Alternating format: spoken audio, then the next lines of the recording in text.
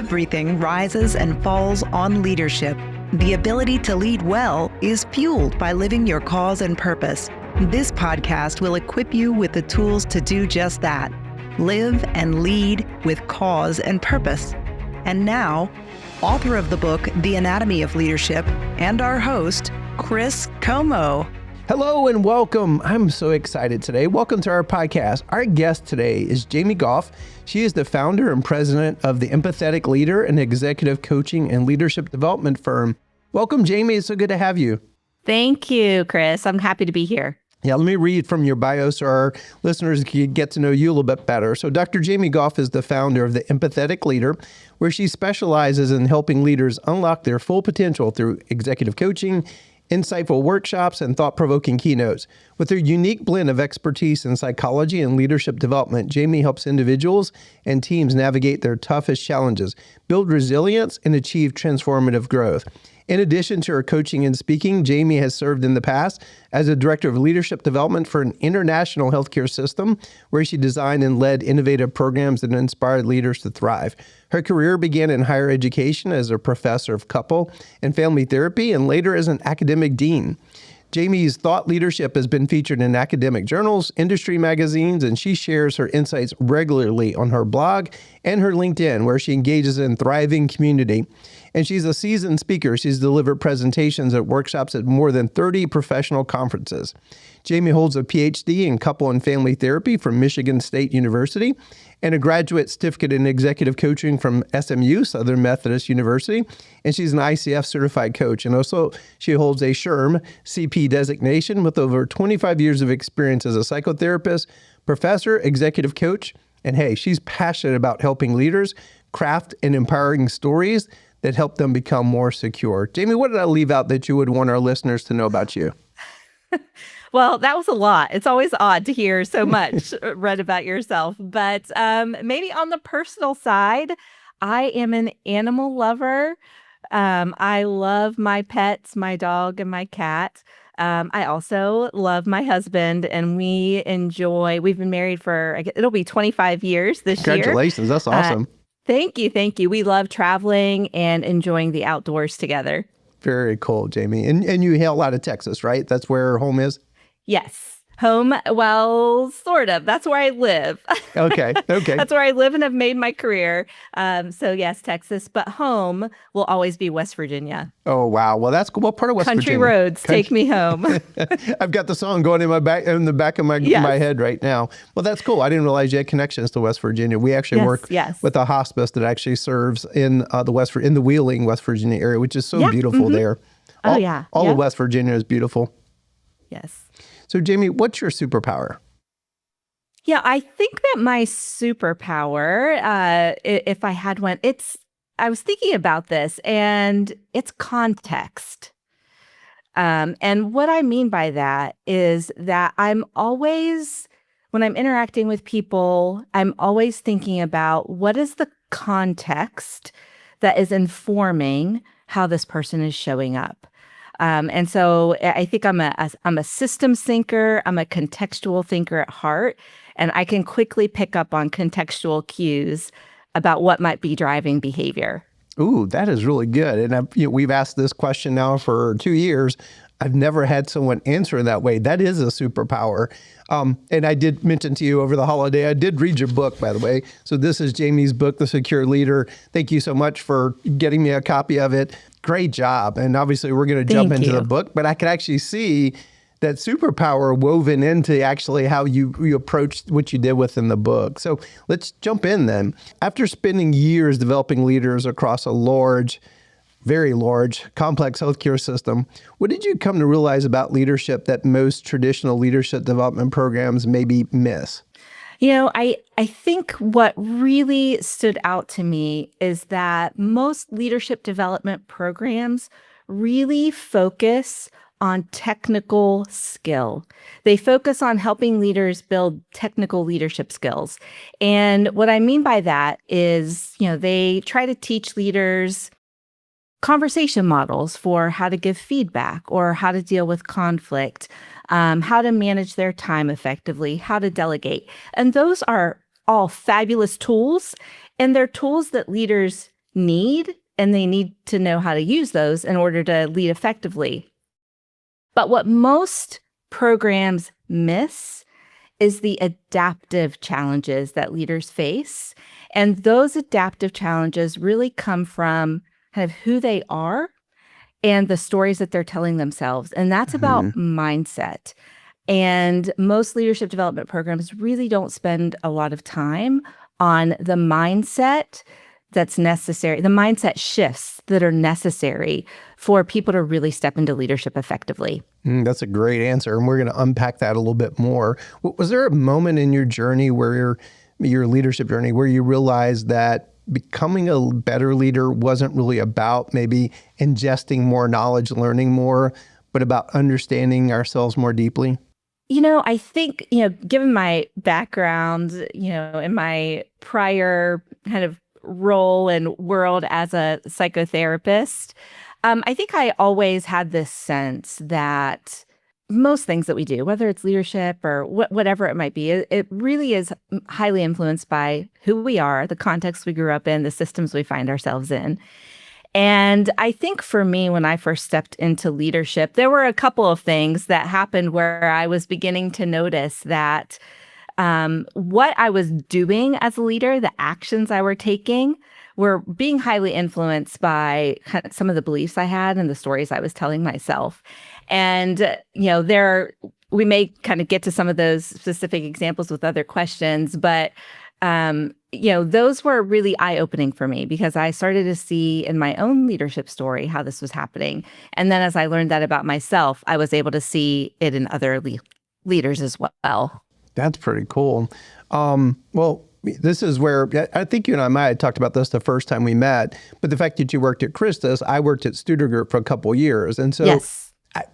When you got to Christus, first off, the level that you were functioning was incredible. You had a team of like 50 people. So what did that skill teach you about developing leaders across the complex system? And here's maybe my additive question goes back to the Studer Group. I mean, love what I learned at Studer Group, and it is a lot of techniques, basically rounding for outcomes, keywords at key times, all those really good techniques. Mm-hmm. Were you kind of like the anathema going, wait a minute, we got to get to kind of the core of who these leaders are. So maybe take both those questions.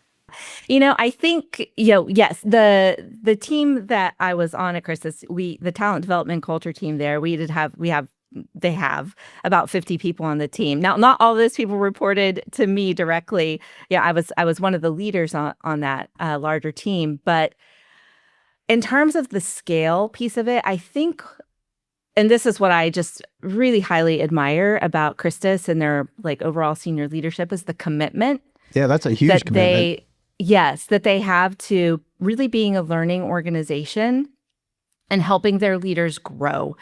And with having a team that large, we of course delivered all of the technical skills and those tools, right? And we used a lot of the Studer tools at Christus. We used those tools, we taught those tools. But I think what differentiated that, and this goes to the scale, is that having a team that large is that we had team members, consultants who were also trained in coaching, not necessarily certified coaching, but they were trained in coaching, who were able to connect one-on-one with every single leader in our organization when they were a new leader, to help them address the challenges and the struggles they were having and applying the tools that we were teaching them. And I think that was such a unique model, and one that, I really, highly endorse. Because that enabled the space for those consultant coaches to find out on that adaptive level what were some of the challenges getting in the way when someone learned a great tool for delegating, but they couldn't apply it for the life of them. They had someone they could go to help them really think through and work through what were the mindset challenges getting in their way. That's incredible. So so that whole team of people, sounds like there was a team of coaches. Was it more voluntary that, okay, you need to get coaching? How did that kind of work where your team was doing some of that executive coaching? Yeah. So the way it worked was that when new leaders were in our new leader orientation program, Christus called it Leader Foundations. So they met with their assigned consultant once a month during that program, and that was a 6-month program. Now, we couldn't, it was required, but what we also did, right, like what you measure, that's what's important. And so on our side, for our team members, those consultants and coaches, they had metrics associated with how frequently were they meeting with their leaders, how successfully were those leaders finishing that program. So what it kind of created this motivation in our team to stay on top of it, to be reaching out, to really try to engage those new leaders so that they could equip them to be successful as they moved into those new roles. Yeah, I've never heard of this in the actual healthcare system realm. This is pretty incredible. I've got a friend who's created the coaching practice at one of the top 8 accounting firms, and it started with just him, but this is an international firm. And now he was like, man, we're up to 4 people. Man, for a healthcare system, talk about incredibly innovative. Well, Christus was international. Like I knew Texas, Louisiana, but they also have some international footprint. Christus does have an international footprint. Now, I will say, like, talent development and the HR functions are separate. Okay. So there are some things where, the U.S. and Latin American organizations would collaborate on some of our leadership development programs, but much of that was separate as well. So that's incredible. But what a great life opportunity. But again, now how you've built all this and going out into the world and providing your gifts to way beyond just Christus. So Jamie, let's get back to your story. After obviously incredible experience that you had at Christus. And I love how now you're taking all your wonderful experience to the broader world. But back to your story, you shared in the book, and you kind of alluded to it earlier, that you start to discover your own avoidant attachment style, which we're going to unpack in a couple moments of what does that mean for our listeners. But that was a turning point for you. Can you kind of share that story a little bit more and unpack it? So, through my training, as I, did my PhD in couple and family therapy and was a practicing therapist, of course, that type of work when you're going through training does require a lot of self-reflection. And so And many times, and I had to, you're required to get your own psychotherapy. So I had known, that I had more of an avoidant lean in terms of my attachment style. But then when I stepped in, and I could see the ways in which that was playing out, like in my relationship with my, with my spouse, with my family members, in my personal life. And then when I stepped into leadership, the thing that really was like an aha moment for me, I had an executive assistant for the first time in my life. And given that I do lean more toward the avoidant style of attachment, I can be a very controlling person. I don't like to let other people have control over anything in my life because I often doubt whether or not they can do it well, as good as I can. And so I was in this situation where I had an executive assistant, and let me tell you, so micromanaging of her work, I did not let her see my calendar, help me with all of the, manage my calendar. I was really controlling when it came to events that our academic department would be sponsoring. Really didn't empower her to make any decisions. And during one of our one-on-one meetings, finally, after some time, she said to me, Jamie, you have got to let me do my job. And that just really hit me. Oh, this is my avoidant attachment style. And it's showing up in this context too, in my leadership, in the way I'm running this department. And I'm sure it wasn't only her that was probably experiencing some of that, but she had the courage to say it to me. What a gift.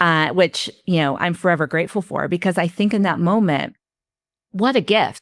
And I realized what I was doing, and it helped me begin to change that and to work on changing that within myself. Well, let's back up then, because we're alluding to some very specific lexicon around attachment theory that is so critical to the work you're doing and critical to your book.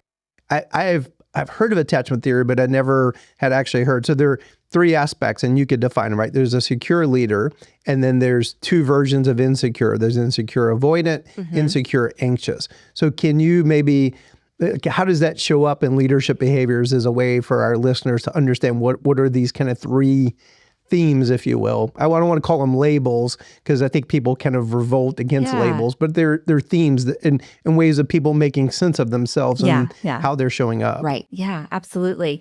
So attachment theory, just very briefly on that point first to set the foundation, it's really what attachment theory says is that our fundamental need as human beings is connection with other people. And we need safety and security in our relationships with others.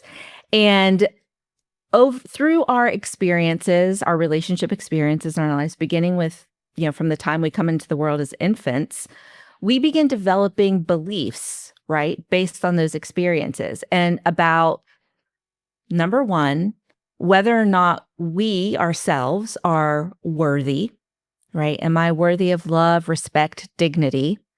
And the second fundamental question we're asking ourselves is, are other people trustworthy? Am I worthy? Are other people trustworthy? Whether we realize it or not, the way that we're kind of subconsciously answering those questions really inform how we show up in all of our relationships, including leadership. And so the three kind of styles that you mentioned, and you're right, no one fits perfectly in a box. And in the book, I actually talk about these exist on a continuum to some extent, but there are kind of three styles.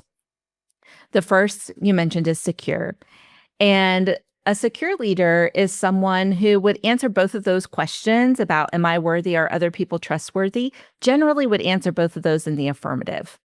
So they have developed that sense of self where they don't feel threatened, right, by other people. They don't feel threatened by competence in others because they're secure in who they are and the value that they bring to the table. And that's not diminished by what anybody else might bring to the table.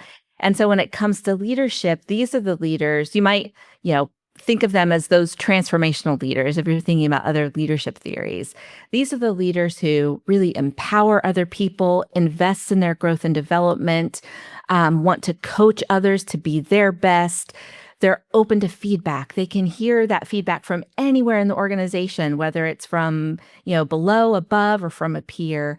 They're able to, they still have blind spots, but when someone points a blind spot out to them, they take it seriously and they're able to consider it without that defensiveness. They create those environments of psychological safety too, because they're usually the first ones who are going to say, I made a mistake, I messed up, or I don't really know what to do in this situation. And because they also tend to trust others, they're willing to empower their team and delegate to them and, kind of let other people figure out the best way to do it for them. And they're not micromanaging that process. So those are your secure leaders. The two insecure types, avoidant and anxious. I'll talk about avoidant first, since I mentioned that was kind of my style. Those who are avoidant, they tend to really distrust the competence of other people. And a lot of that is because through their own experiences, they've discovered, and a lot of this does come from childhood, that I have to take care of myself, right? I can't count on anybody else. I've got to take care of everything myself, and I'm responsible solely for myself, my own success, and I want to make sure that everything goes just the way I want it to be. And so that kind of creates this micromanaging control, but also a bit of arrogance sometimes, where I'm the only one that can do this well. So they kind of, you might say that's like an inflated sense of confidence, but that's often performative in many ways because they do have doubts as well about their worth. And so these are the leaders, like I was describing myself, right, who are very micromanaging. They have a really hard time letting go, empowering other people, delegating tasks to other people because they want to maintain that control. And if someone else is really competent, that can feel really threatening to them because they also want to be seen as the person who's providing the most value the person who is the best at everything they do, right? So that's kind of the avoid. And they also tend to diminish emotions, right? So they don't like to show any vulnerability at all because they're going to diminish especially vulnerable emotions. So the insecure, anxious attachment style looks a little bit different in that the primary need for people with that attachment style is a need for approval and a need to be liked by other people. And so many times their relationships experiences in the past have been inconsistent, where sometimes, it seems like people do like them, sometimes not. And they're trying to figure out the best way that they can get what they need from others. And so when it comes to leadership, they're often those who have a hard time leading teams in a way that helps those teams grow and develop because they want to be liked first and foremost. So that makes it really difficult for that person to give good, honest feedback, especially if it needs to be constructive feedback. That might cause someone to be upset because they don't like making other people upset. And they also do really seek that approval even from their leaders. So what can often happen is that they have a hard time sharing their successes with others. So rather than sharing a success with their team, they might claim it for themselves, which that can also create some challenges between a leader and their team. So those, just in a really quick nutshell, those are the 3 attachment styles and specifically how they show up in leadership. So let me mirror it to you, and then you edit me as much as you need to. So that secure leader, and I did, and it does have that kind of thing, right? That like I took the test in your book, and I'm like, I wonder how I'm going to come out. Luckily, I came out as more of a secure leader, but yet I did see some things that I think are opportunities for improvement on the avoidant and the anxious side. And I love that you framed it as a scale. So to mirror it back to you, that secure leader, maybe a good indication, is someone who's very willing to receive feedback, a little bit more self-aware, probably comes across as a little bit more emotionally intelligent. The insecure avoidant is that one that maybe comes across as a little bit more micromanagement, controlling, maybe takes a little bit more credit where maybe they should be giving others credit. Would you edit that at all? No. Okay. And then the insecure anxious is coming across sometimes as almost maybe non-engaging. It's maybe a little bit more apparent that they're not confident, maybe have some challenges in that emotional intelligence side. Maybe that would be one to, okay, I see you're shaking your head. You gave some examples, but maybe extrapolate that one a little bit more. Like, how is that showing up in leadership? What are some leadership behaviors that might be a little bit more example of that, of the anxious? Of the anxious. So, and sometimes I think it's best to use examples, right? Because that really gives a picture. And in the book, I talk about this, and I use examples from pop culture because most people have some frame of reference, or they can like look up a YouTube video, right, and watch it. The quintessential example of an insecure, anxious leader from pop culture is Michael Scott from The Office. So if listeners out there haven't watched The Office, do a quick YouTube video search and you'll find a lot of clips.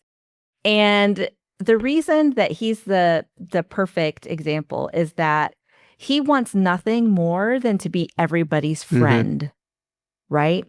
And he wants to be the fun guy that everybody likes.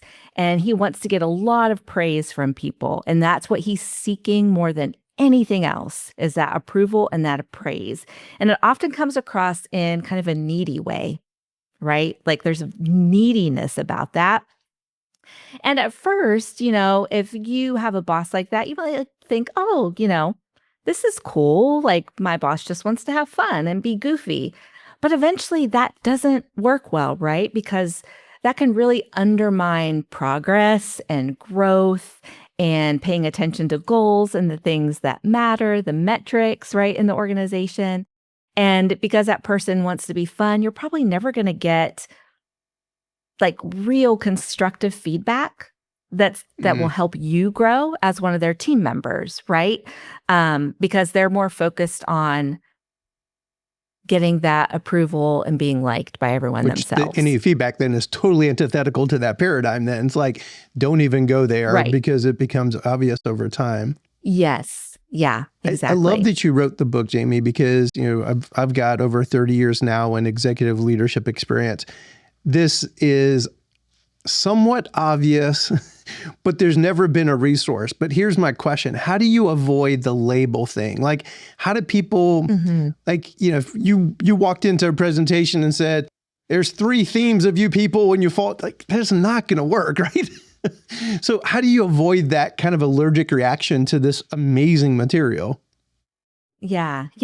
So what I say, and, I often have I send people to my website to, you can do the scale. And I tell people, like, what you'll notice is you're going to get a score for all 3 areas, for secure, anxious, and avoidant. And that is because, and I do talk about it more in the book, these styles do exist on a scale. They're not like firm cutoff points, right? And even for those of us, like you said, like you were like, oh, good, thank goodness I scored my highest score was secure. And that's the same for me now. But even those of us who are generally secure, when we are under a lot of stress or we're overwhelmed, chances are we're going to slide toward the avoidant or the anxious side of that continuum. And for me, I slide toward the avoidant side. I'm much more likely to do that. So almost everybody has, moves a little bit on that scale. And so I do talk about that when I'm, doing workshops and presentations. Like, nobody fits 100% into any one of these categories. And the examples I use, like the Michael Scott, that's a really extreme example. Because it just helps to illustrate it a little bit more. Yeah, so I'm so glad you said that in the way you just said it, which is why, you're not reading the book to go, did I pass the test? And I'm secure, so I could put down the rest of the book. No, I kept reading throughout the book, and I'm like, no, I actually see some of those insecure avoidant tendencies, and you nailed it, during times of stress, and also some of those insecure, actually anxious elements during times of stress. So the whole book is very revelatory and illuminating to turn the mirror on oneself, but then also kind of forge a path. Don't miss part 2 of this episode coming this Friday.